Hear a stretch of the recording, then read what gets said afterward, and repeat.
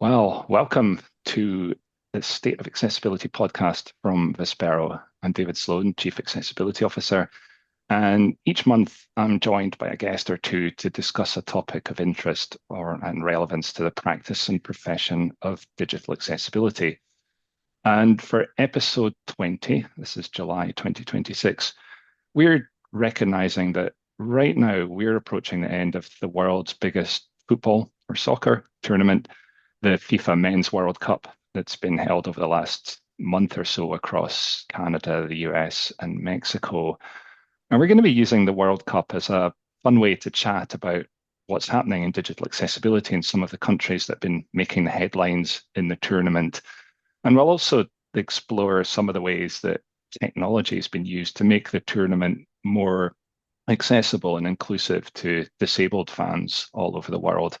So joining me for this discussion is Vispero's Principal User Experience Consultant, Dave Swallow. Welcome, Dave. Thanks, Dave. Good to be here. And I did promise you we wouldn't talk too much about England or Scotland's relative disappointments, very different disappointments, or go down too many tactical rabbit holes. But I did put on my Scotland shirt just to recognise that we were actually part of the party for a change. We'll try and stick to accessibility for the most part in this chat.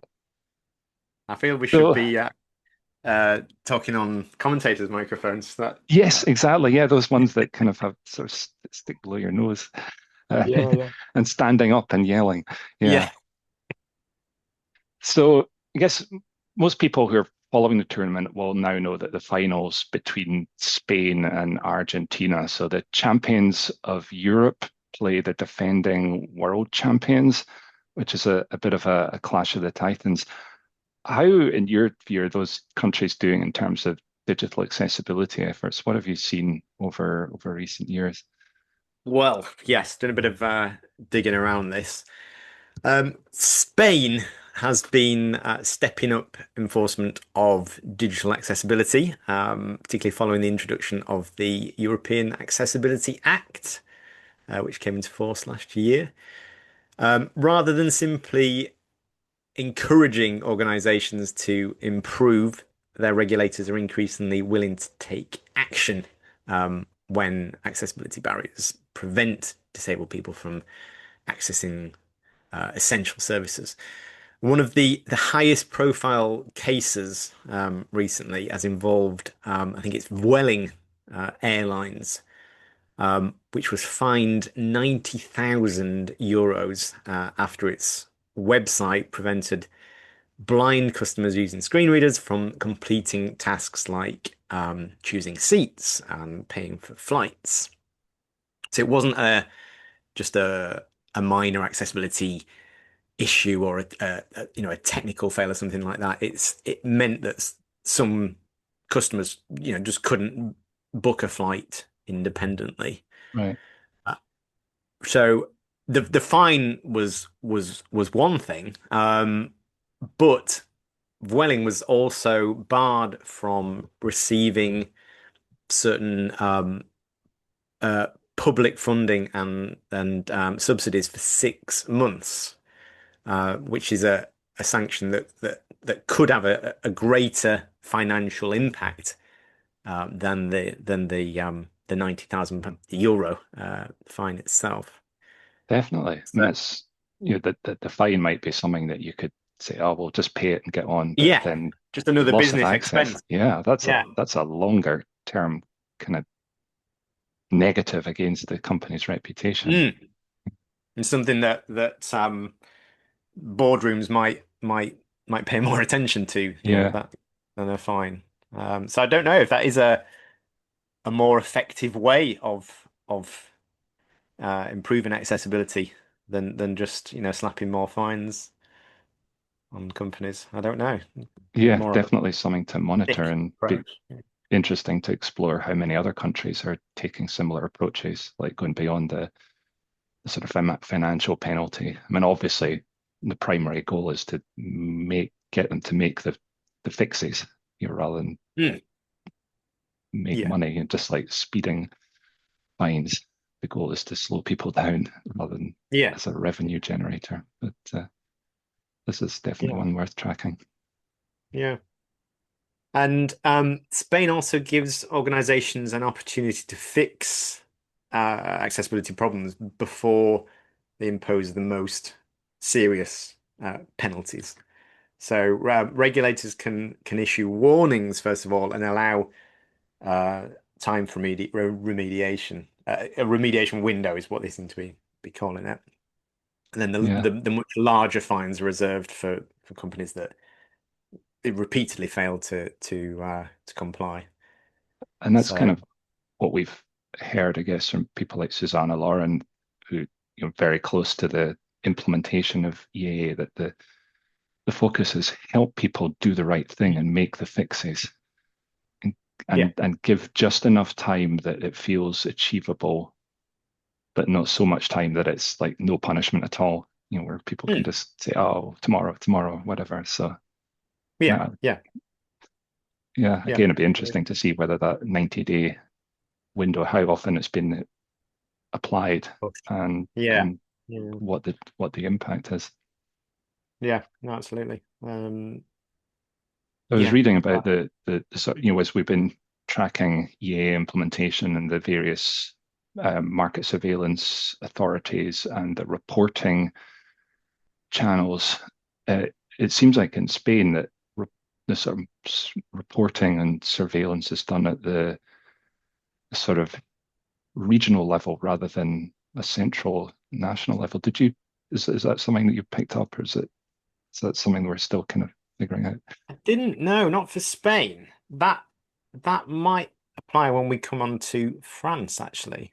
Yes, because that seems to have been I won't spoil it. Yeah, but one of the big cases there seems to have taken a very regional approach, which has had very Right. different outcomes. So I wonder if it is the same across, at least across those countries. Yeah. Yeah, and I think that the burden of figuring out how often, if I'm a service provider, a product manufacturer, how easy is it for me to do all my reporting in one go, or do I need to go to however many, 27 different member Mm, states or more because it's regionalized or sort of devolved to a state that that's mm, mm. I can see, and there may be advantages there, but also if it increases the burden on people to report in multiple different ways, then that makes Yeah. makes things harder.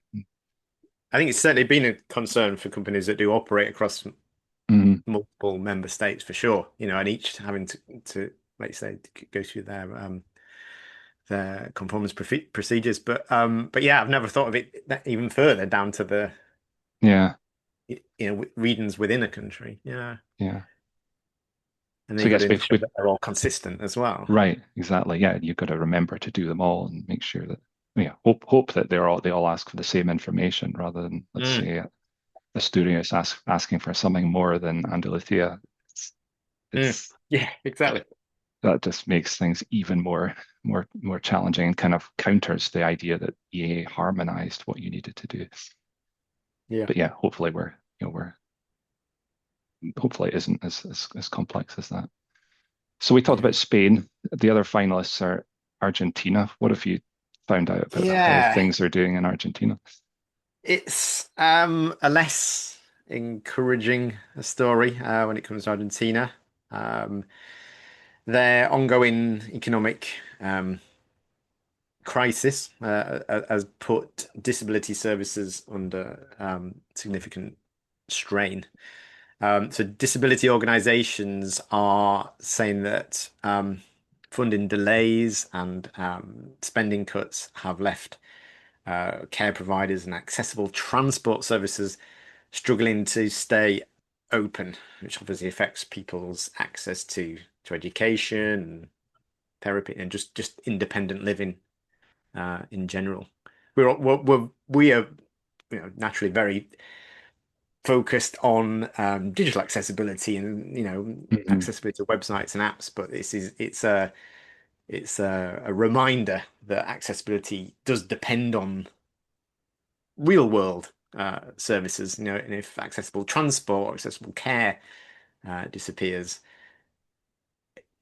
the accessibility for websites, it doesn't really matter as much, that's like the sort of foundation of accessibility. Right. Right. Um, Argentina also scores well below the OECD, the Organization for Economic Cooperation and Development, the OECD average for digital government inclusiveness. So, again, limited public investment in government websites and online services. Um, there are many barriers that disabled people continue to face. Um, but there is a bit of hope in all of this. In response to this, charities, volunteers, open source developers have begun creating tools and resources to help disabled people navigate those inaccessible public services. So, so it's an encouraging story of communities coming together to address those issues. Um, I guess you can ask, should it be their responsibility? It's inspiring to see that they're filling the gap, but um, accessibility shouldn't really rely on goodwill. Um, Yeah, but it's a tricky tension, and within adversity, humans can be incredibly creative at coming up with solutions, and solutions that might not have emerged had there not been this sort of pressing need to solve a problem. yeah, But then if that happens, then maybe there's less sort of pressure on authorities to implement and enforce laws and processes to ensure inclusion. So it's a tricky one. On the one hand, you get the innovation and creativity and Mm. collaboration, community effort, but it's all done to fill in a gap that probably should be there from a legal and enforcement perspective. Yeah, yeah, absolutely.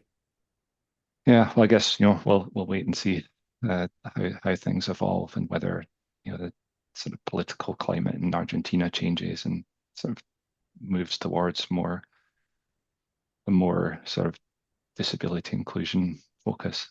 Mm. Um, so that was Spain and Argentina, hoping it's going to be a good final. The two semi-finalists who then play the third and fourth place playoff on Saturday, and a lot of people thought that was going to be the final. So that's France and England. So share what you've been observing as going on in France. There seems to be quite a bit from a EAA Yeah, legal perspective. absolutely. Yeah. Yeah, so France recently saw a landmark legal ruling against the supermarket giant Carrefour. I think that's how I pronounce it. Um, so disability organizations, which I won't attempt to pronounce, took Carrefour to court after blind customers were unable to use its website and grocery shopping app independently. Just a bit of background about this. The case, which we've mentioned on previous Hmm. webinars and podcasts, was originally against four French retailers, but because they were handled by different regional courts, one of them, which I think is Auchan, uh, was dismissed, although they are appealing. Two of them, Leclerc and Picard, are still making their way through the legal system, and only the case against Carrefour has completed. Um, and again, as with Vueling Airlines in Spain, it wasn't just minor technicalities and usability issues. It was again customers being unable to do their shopping in this case without assistance. So that which has been the kind of driving force behind the EAA, really. It's not just a standards adherence kind of issue. It can disabled people participate in modern life, really. Yeah. So um, Recently, Carrefour have argued that their website already met around 71% of France's accessibility requirements. Very specific. That was their defense they went with. But the court rejected that defense, stating that an e-commerce website can't be somewhat accessible. It must be fully accessible. 100%. So That's a high bar. yeah, yeah. So yeah, it's I think this defense is something we're all too familiar with. We've all Hmm. someone say, "Oh, we're mostly compliant." Hmm. Does it still pass WCAG if there's some criteria partially supports? We've heard all that. But as we tell customers and as we know, software, websites, and apps, they're rarely perfect. So is expecting 100% accessibility realistic? Yeah, I see the way you were headed, we started that conversation is around the the website couldn't be used by people for its intended purpose. It seemed Mm, like you weren't able to put groceries in your shopping basket and then pay for them mm. and have them delivered to a specified place. That's what matters. So Yeah, yeah. then talking about 100% compliance as opposed to evidence that people can use the site, there's a subtle difference there, and ultimately Mm, users want to be able to use the site. If it's whatever compliant, I don't care. It's just can I use it? So that's yeah. interesting that it's all about numbers and percentages. It does feel like they perhaps don't understand accessibility. Yeah, It's kind of good that they're pushing for that, but yeah, it just doesn't seem realistic. Um, yeah. so yeah, they've given Carrefour 6 months to resolve the accessibility issues, and if they fail that deadline, then they have ongoing daily financial penalties. Oh So wow. it's So so far it's been one of the strongest accessibility enforcement rulings yeah, that's been seen in Europe. One of the only, really. But yeah. yeah, But certainly, the fact that there is something gives yeah, us something to point to when other organizations yeah, maybe questioning, well, does this law really have teeth? Even though this might be in one particular jurisdiction in France, it's happening. So it could happen elsewhere as well. yeah. And then when those other cases work their way through the courts, then yeah, I could see more. Right. Let's hope there's some consistency or Mm, sort of logical consistency in the rulings, even if the rulings end up being different. There's a clear reason why. The last thing we want is case law that's confusing or yeah, yeah, contradictory. fragmented and That yeah, just yeah, generates more loopholes and more reasons not to do things the, the way they should be done. yeah, So absolutely. yeah, definitely we'll need to keep monitoring that. So that's France. Then England. What's going on in England? And Yes. I'll just say that we're kind of talking about UK law, so like these observations will apply to Scotland and Wales as well. And Yes, true, true. I Yeah. in Northern Ireland still is subject to the Disability Discrimination Act rather than the Equality Act, right? Right, It's yes. Yeah, so there's yeah, is that? a little bit of a geographical difference there. But anyway, Yeah. what have you seen in England? Yeah, so slightly different focus. So for years, UK broadcasters have had legal requirements around accessibility, but the streaming platforms have largely escaped those rules, and that's changing. As Ofcom, which is the UK's communications regulator, consults on a new accessibility code that would bring those major streaming services like Netflix and Disney Plus and Amazon Prime Video into line with the traditional broadcasters. Um, and the proposed rules, it hasn't gone through, so it's just consultation at the moment, include minimum targets for subtitles, captions, audio description, and British Sign Language. So they've got to subtitle at least 80% of their catalog, which I imagine probably like already. There's already a lot of captioning Yeah. coverage.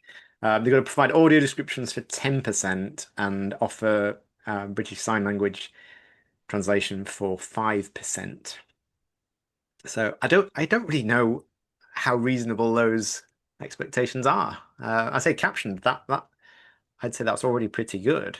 I'm not sure, I'm not as familiar with audio. I've seen audio description quite a lot. Particularly on Netflix, you've been quite forward with accessibility. Yeah, it's certainly something that it's becoming expected, and that the absence is a surprise for Mm, for yeah. captions beside subtitles as well. And then then obviously with multilingual consumption, there are Mm, people who maybe not necessarily have a sensory disability, but don't understand the language that's being spoken, so then mm, need the text translation. And again, across Europe, that's especially important given the multiple languages that so many countries have and need yeah. to serve. So yeah, I mean, I guess Mm, given viewing patterns, the importance of dealing with streaming media in the same way that you do traditional broadcast media seems more and more important. yeah, yeah, absolutely. Um, oh yeah, and Ofcom have said that poor quality or badly synchronized feature, captions or sign language or whatever it is, um, won't count. Won't satisfy the requirement, which I thought was quite an interesting move. It shows an awareness of the need. Because I mean, um, I know that terrible captions, craptions, as they're Yeah, often called, and badly synced captions are often considered worse than none. They're more distracting and misleading than having no captions. So yeah, I think that emphasis on quality of the provision is good. Because I imagine yeah, AI could just, well, probably does generate a lot of captions, at the moment. But yeah, you have to go that extra step and clean them up. yeah, Yeah. yeah, And that absolutely. kind of reinforces something that you and I have talked a lot about, that it's kind of pointless to distinguish an accessibility requirement, provide this thing, and then separately make sure it's accurate. It's like Mm, provide this thing in an accurate way. It's the same. We've talked about uh, labels and instructions for labels, forms. yeah, classic. Yeah. They've got to be useful to be Mm, useful. So yeah, just saying they're there, even if they're wrong, I don't yeah, know. It just just tick in a seems, box. Yeah, you know, yeah, so that's definitely encouraging. Trying to yeah, raise quality standards. yeah, absolutely. Um, Another initiative in the UK is a push for a UK version of the European Accessibility Act. Obviously, the UK hasn't adopted the EAA, even though it may well still apply if organizations sell products and services Right. to consumers in the EU. Yep. Yep. But advocacy groups like AbilityNet and the Business Disability Forum in the UK are urging the government to establish equivalent legislation. And they're arguing that the current Equality Act lacks the proactive enforcement and clear digital metrics that Hmm. the EAA requires. There was a recent UK Parliament petition calling for this UK specific EAA. And I think if they get to, is it 10,000 or 100,000? Significant number of signatures. It has to be discussed in Parliament. But unfortunately, this one's closed with only 52 signatures, which is, 52. Oh, yeah, oh, yeah, really that's disappointing. yeah. I just don't know if it's not being, promoted enough or what. Yeah. So, but I'm sure that isn't the end of the campaign. We Yeah. obviously we mirrored in the UK the EU Web Accessibility Directive with Right. Yep. the public sector accessibility regulations, um, and that was just a almost wholesale mirroring. So imagine we could do the same for the EAA. It wouldn't be too much of Yeah. a stretch. Given the economic benefits of following EAA, it seems like a logical step. Mm. Um, and I know we're kind of also wanted to look at some of the other countries that did well in the World Cup, and this seems like a good time to jump to look at Norway. Norway was another country that performed pretty well, and then is in a similar situation to the UK, kind of outside of the EU, but affected by it and influenced by it. Mm. So, Yeah, what have you seen happening in Norway? and the EAA does apply to them. I always get confused here. They're part of the economic. Oh, I can't remember what Norway's role is with the EU. They're part of the same market, even though they're not Mm, in the union. But yeah, they're widely considered a kind of global leader in accessibility. But they've been having to implement the EAA. They've had strict domestic rules via their Norwegian Authority for Universal Design of ICT. So they're already, pretty high standards. Yeah, they're now having to sort of navigate the EAA landscape as well, and they're putting in strict annual controls of public sector websites and apps, and reporting these to the EU, which has triggered a wave of technical upgrades and forcing businesses to um, address any non-conformance of WCAG. Um, so it's just really the EAA requirements mm, being applied, but they're already in a good position. So it's just, I guess, keeping up the pressure yeah, with no. and setting standards as well Yeah, that yeah, others can follow. Yeah.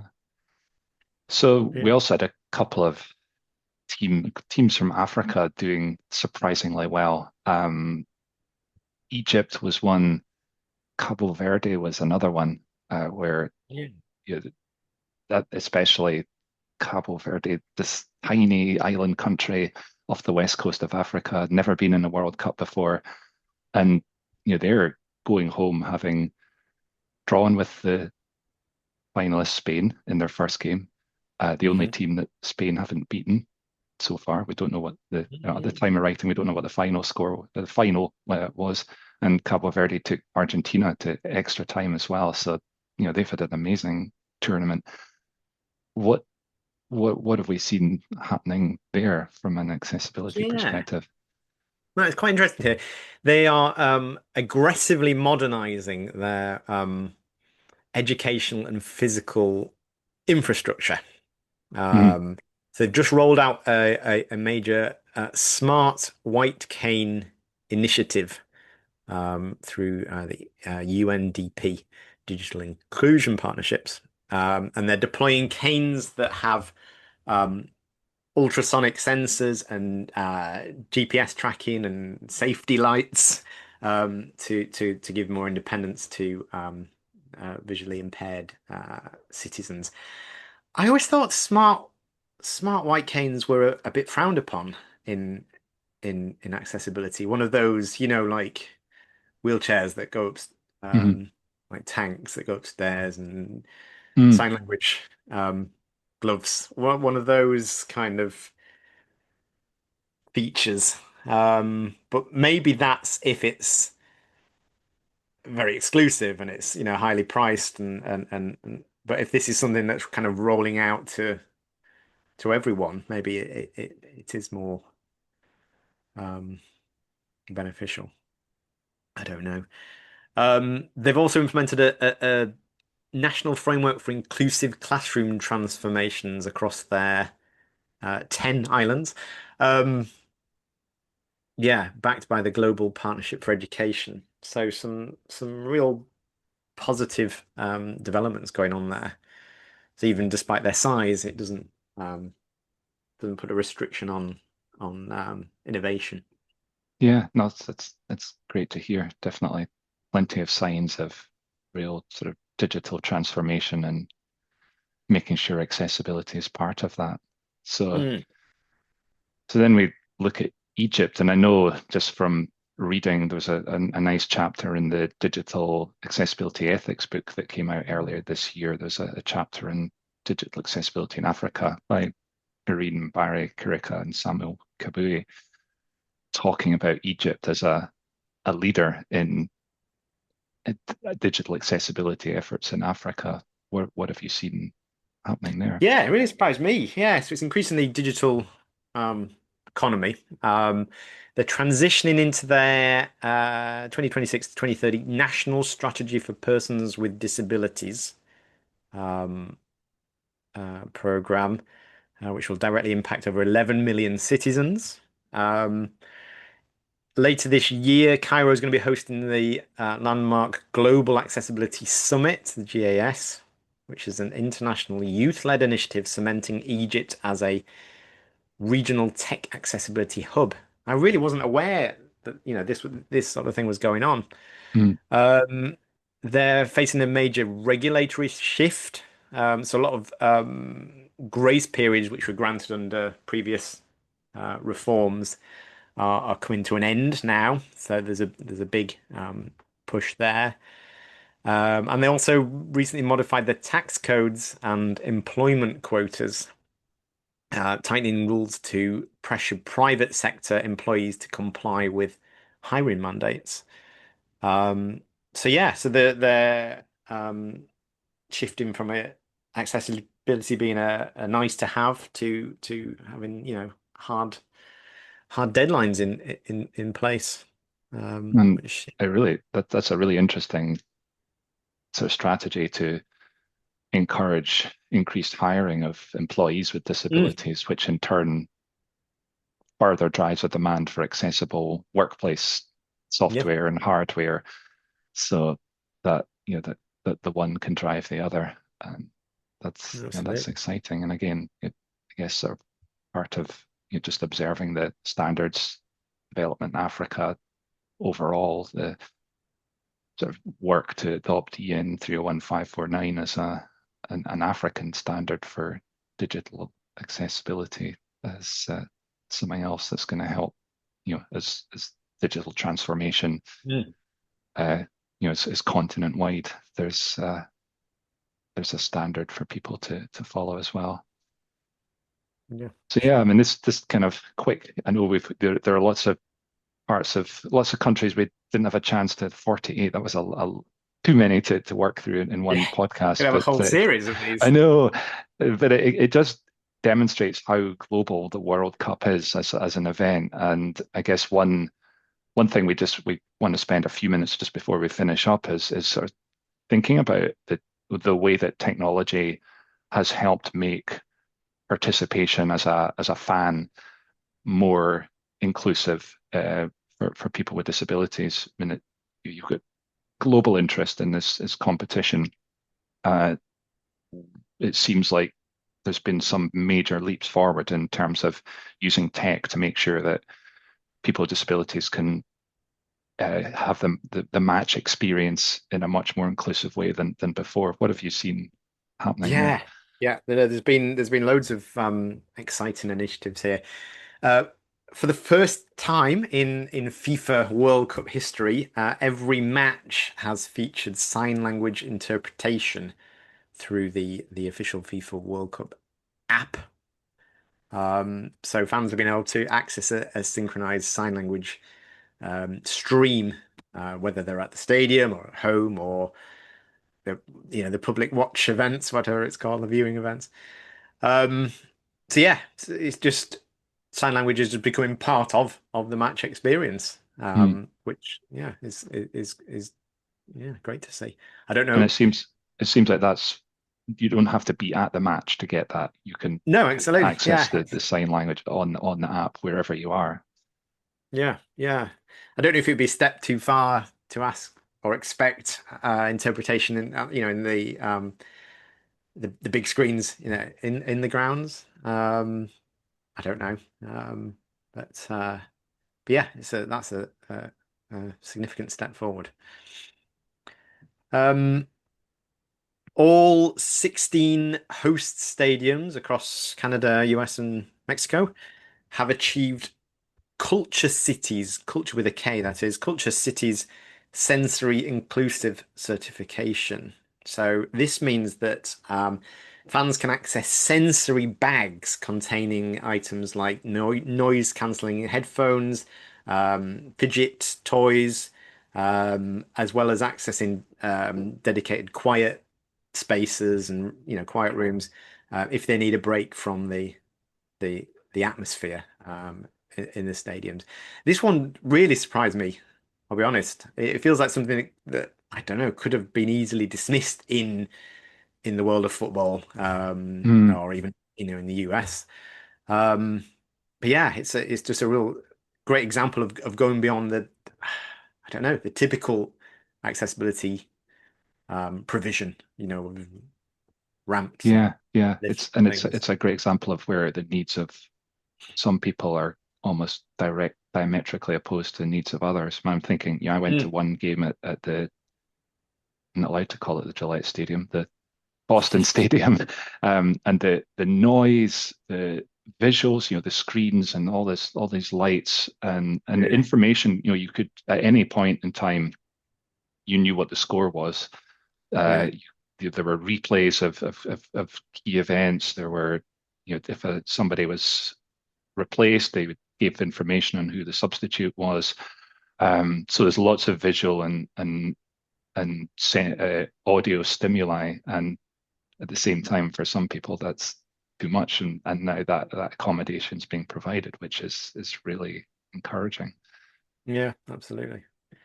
Yeah. And then the last kind of initiative I found was that um,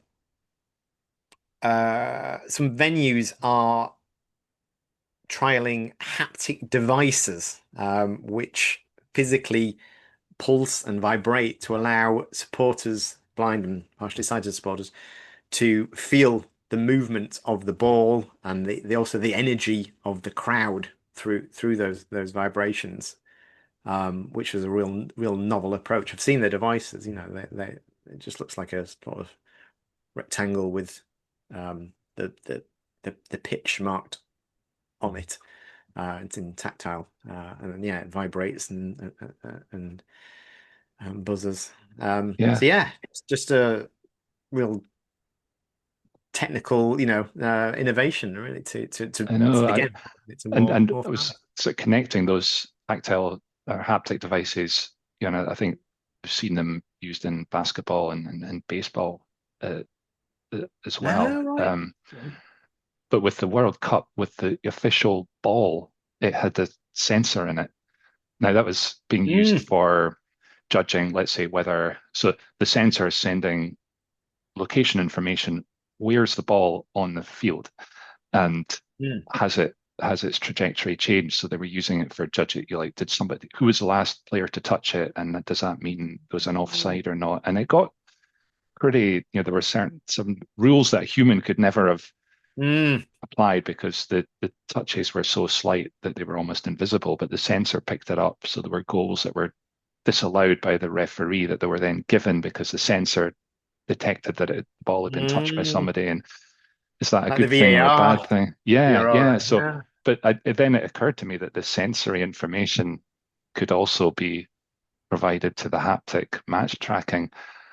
Is Mm. that too much? Do you want to feel exactly where the ball is? Because it's constantly zipping about and ricocheting, and I don't know. Yeah, It's maybe.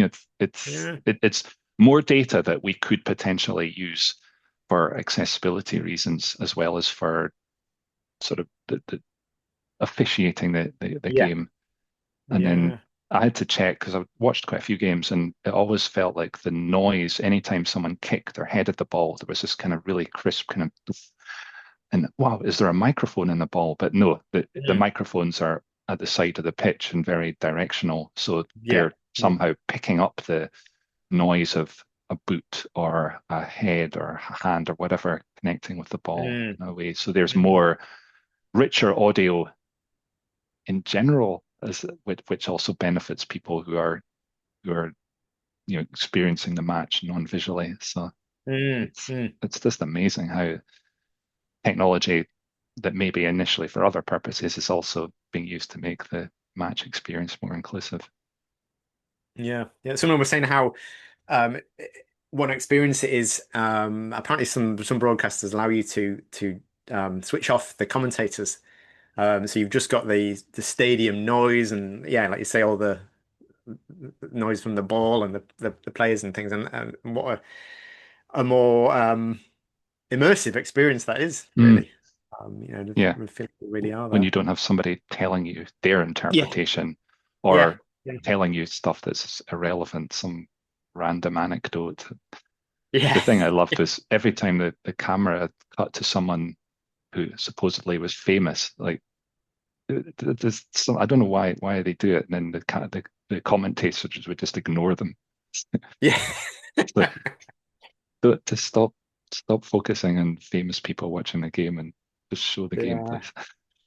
yeah. It's always been Beckham on the Yeah, England match, yeah, just yeah. checking that he approves. Yeah, yeah. So So yeah, yeah, it I was guess we it's we should great. probably close up. So much to talk about, yeah. And by the time this Oh, I should just podcast say is yes, go they, ahead. they're calling it the most accessible FIFA World Cup yet, which I don't know if it's true, but it certainly sounds it. It's a good thing to And be striving for.